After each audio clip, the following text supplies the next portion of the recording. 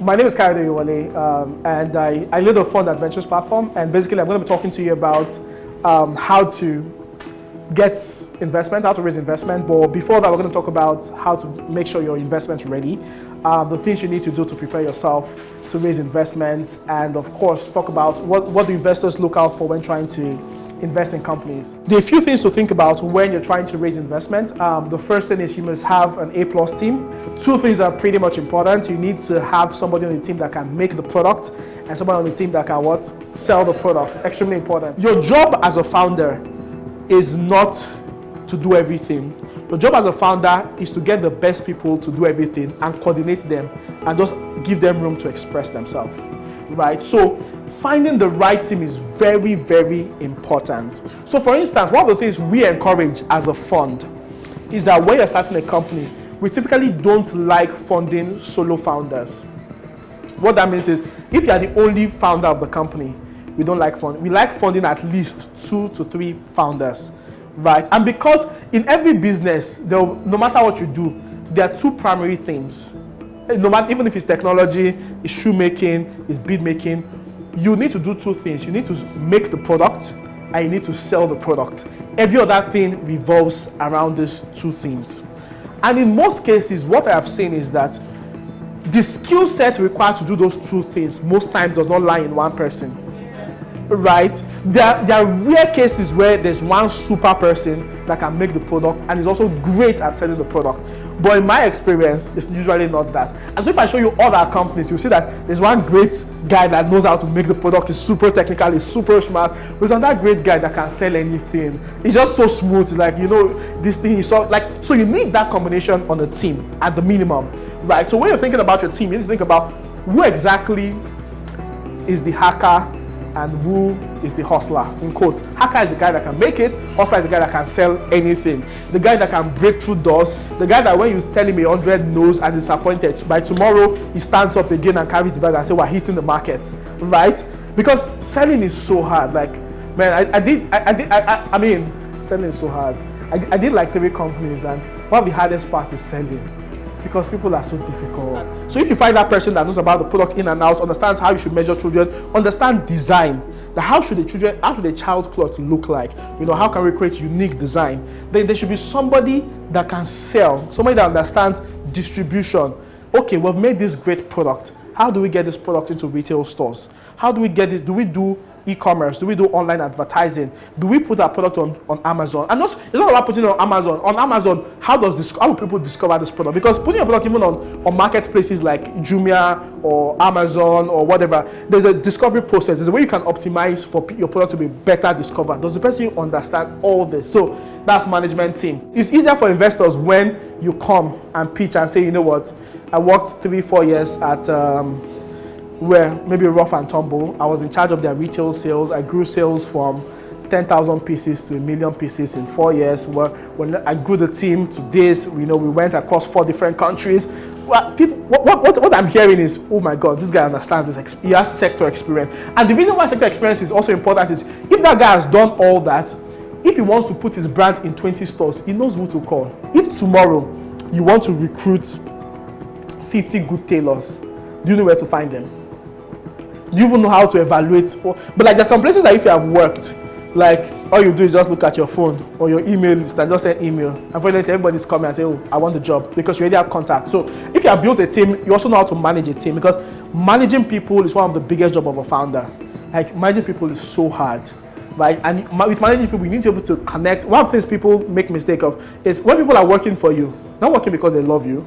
I mean, they might love you because they're your brothers or friends or whatever, but they also have a life, right? And they want to be successful in their own life. So you must be able to connect what you're doing to the outcome they want, which is you must be able to show them how working with me would help you get closer to your dream.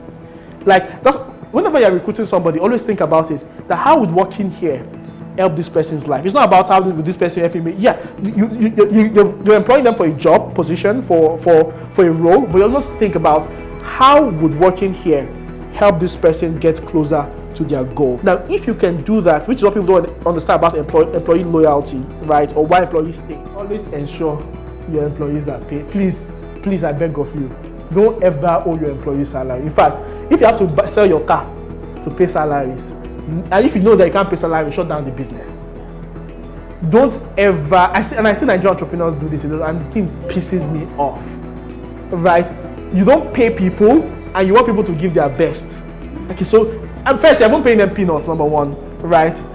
So they may be sacrificing to be in your company, especially if you have really good people, right? Then you now owe them salary, and you're still going to Cold Stone, right? That's so ridiculous, right? So please, your first duty, in fact, let me tell you the truth. This is how it is. Employee first, right? Customers second, investors third. Now, I will not say this outside because I'll be like, no, you should make it. But this is the truth. As some people always say, you always say customers first. That's not true. Employees should be first. Do you know why? These guys serve these guys. How many businesses in Nigeria can you say realistically has good customer service that you're like, anytime they're really good, I love this company customer service? How many companies? Very. Do you know why? Because the employees are pleased. Your next most compulsive thought should be, how do I grow? In fact, growth is the lifeblood of any organization. If you don't grow, you die. You know how our dear senator said that how did he put it again? He said, if you talk, you die. If you don't talk, you die. If you don't grow, you die. If you grow, you don't die.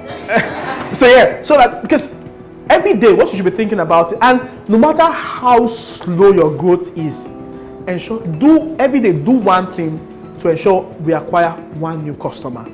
And it amazes me how founders don't think about this, right? Which is, you just do a lot of other things, like you go for conference, you go for seminar, you chat on Instagram, you watch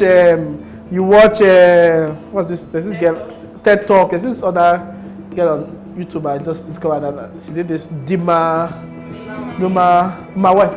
Yeah. I watched one of her videos. It looked nice. Yeah, but like you watch a lot of those videos on YouTube, you're commenting on everything, you're on WhatsApp status, you're putting, we're growing, we're improving, I'm building a brand, I'm doing this. But in actual sense, you're not doing anything to grow your brand.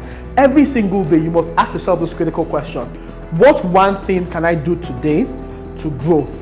How can I acquire one more customer, two more customers? And every day should be your compulsive thought and compulsive action that how do I do this? Today we have 2 users or 2 customers. We've sold 2 clothes. How do I grow this to 3? How do I go to 4? Right? Investors want to see consistent growth, even if it's slow growth. I mean, some people grow from 10 to 1,000. That's like massive growth.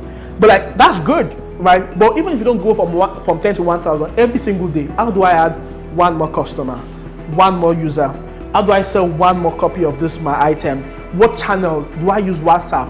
Or do I tell all my friends to use me as their status update? Do I do a broadcast? Do I do content marketing? Do I do paid ad on Twitter or Instagram or whatever, right? Do I do SEO optimization? Do I put my stuff on a new marketplace like GG or Jumia or Konga or whatever? Like, you must always be thinking, how do I add one more user, 2 more users, 3 more customers every single day? There should be no day where I'm not thinking about this, right? And like, if you consistently, like, you might be failing at a lot of other things, but if this keeps happening, you will figure out other things out. Like, you might be great at every other thing. If this is going down, you have a dead business, right? And some of you are saying, God forbid, it's not my portion, right? I've never heard about this before. Unit economics. Okay. One of the things I like doing is whenever I hear a concept that I don't know, beyond whatever the person tells me, I go back to really read about it. This is in fact, this is most applicable to your industry. This is very applicable to every industry, but for you guys, it's super important. And what unit economics simply means is that how much does it cost you to produce a single unit of your product? What is the economics? So for instance, if I'm producing, what are we working on again? Women's wear. Let's say I'm producing a skirt, right? or a dress? A dress. I have to think about this. How much does it cost me to produce and sell this dress? Of course, here they're talking about there's a manpower cost, which is a tailor, right? There is the cost of the material, right? There's the cost of the tools you're going to use to make the material, right? And there's the cost of electricity and cost of everything. Now, when I finish all this cost, let's assume I arrive at the cost of making this one dress is 4,000 naira, right? Then there's also a cost to selling this dress, right? And in some cases, the cost is maybe I do an Instagram ad for $10. If I do an Instagram for $10, oh, yeah, but your ad is placed in dollars now on Instagram, yes. Is it not? Yes. Okay, I'll use naira.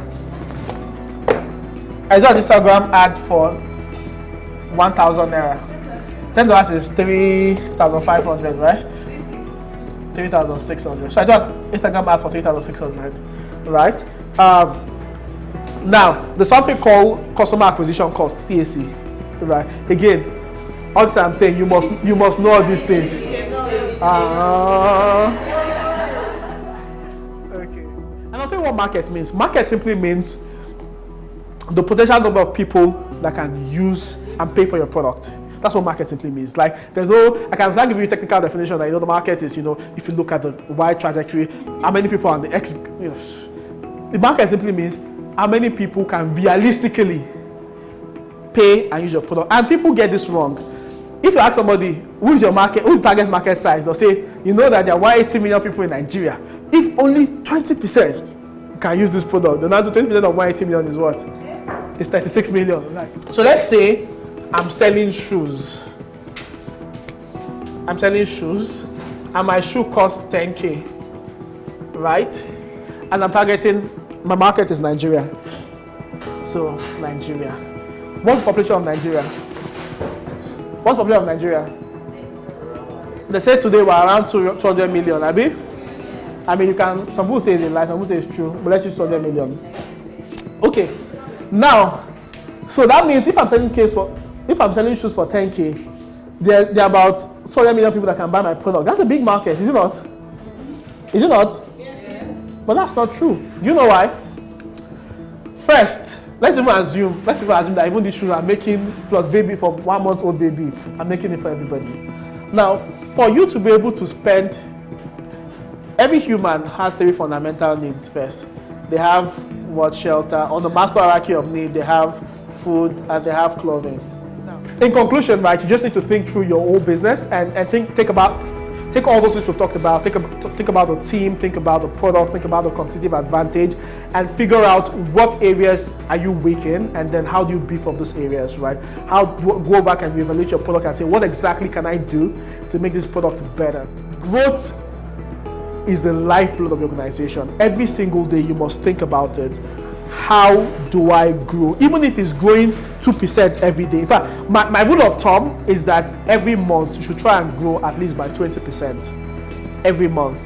Like your month-on-month growth should be 20. So if this month you sold 50 items, 20% is what? Next month. That's what? 60. The point is try and grow at the minimum 20% month on month, and over time that will compound, right? And of course, at times you need to be more ambitious and try and grow. In the early stage, you can go as high as 100% month on month, which is just keep doubling your growth every single month, right? And if you do that, I guarantee you one thing, you'll build a big business. Thank you.